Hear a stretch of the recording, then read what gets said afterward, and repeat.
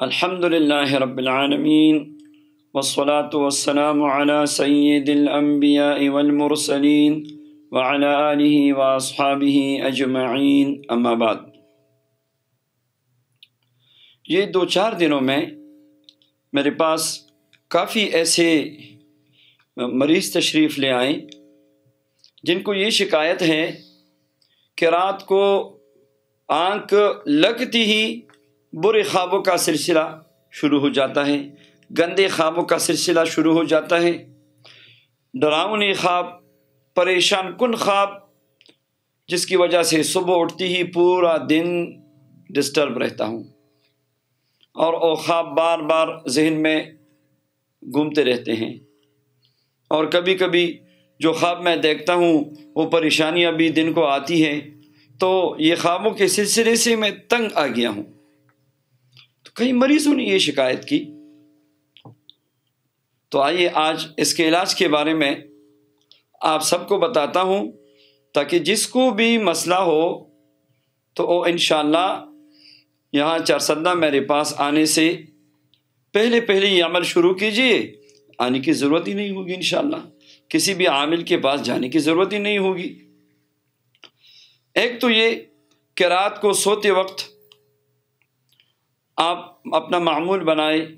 کہ آپ باوضو سوئے۔ یہ ایک احادیث مبارکہ میں ایک مبارک عمل بتایا گیا ہے، نبی کریم صلی اللہ علیہ وسلم نے بتایا ہے کہ رات کو سوتے وقت ایسا وضو کرو جیسے تم نماز کے لیے وضو کرتے ہو۔ تو رات کو باوضو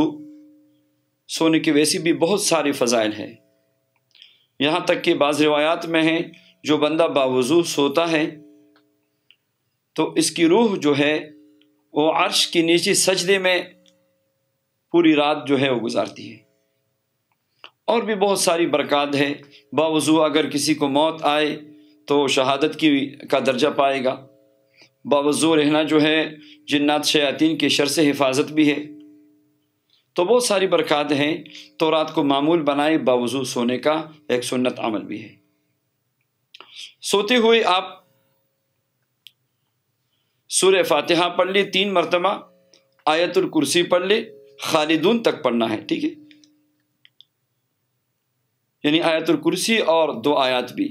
اور آخری 4 قل بھی پڑھ لیں، اور یہ اپنے ہاتھوں پہ دم کر کے اپنی پوری بدن پہ مل لے، اپنے دل پر بھی دم کرے۔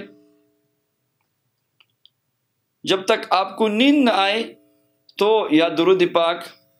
یا ذکر قلبی یا ذکر لسانی، کوئی بھی آپ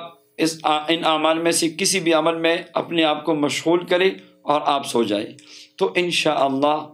یہ برے خوابوں کا سلسلہ بالکل ختم ہو جائے گا۔ ایک اور بھی مبارک عمل ہے، اگر مسئلہ بہت ہی زیادہ پرانا ہے تو آپ قرآن پاک کی سورہ طٰہٰ لکھ کے، خود لکھ کے یا کسی سے لکھوائیں، اور اس پیپر کو لپیٹ کے اپنے تکیے کے نیچے رکھ کے یہ اعمال بھی کریں، انشاءاللہ برے خواب نہیں اچھے خوابوں کا سلسلہ بھی شروع ہو جائے گا۔